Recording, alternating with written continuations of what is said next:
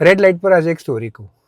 રોકી જ્યારે પ્રોબ્લેમમાં ફસાય ને તો એની બેસ્ટ ફ્રેન્ડ રિયાને ફોન કરે, કારણ કે એને ખબર હોય રિયા એને ઓળખે છે અને રિયા પાસે દરેક પ્રોબ્લેમનો સોલ્યુશન પણ હશે.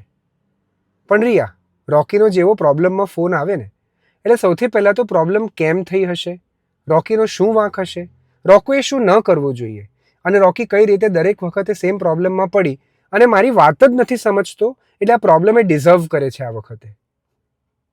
At a point of time રોકીએ રિયાને ફોન કરવાનું બંધ કરી દીધું.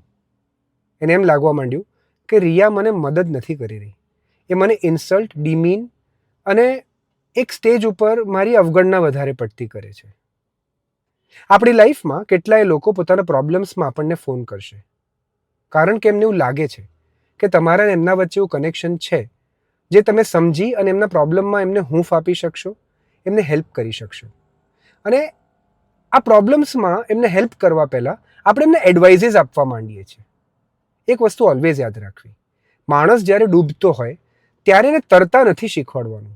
એક વખત તો એને રેસ્ક્યુ બોટ આપી કે લાઈફ જેકેટ આપી અને એના ડ્રોનિંગમાંથી એને રેસ્ક્યુ કરવાનો છે.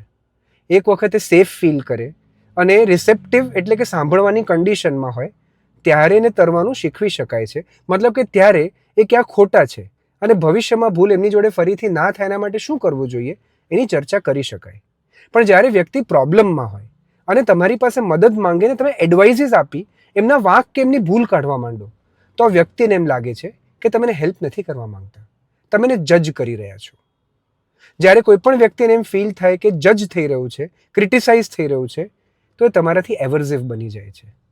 રિયા અને રોકીની જેમ વર્ષોના સંબંધ બધી જ જાતની મહેનત કે મદદ પછી પણ તૂટી શકે છે.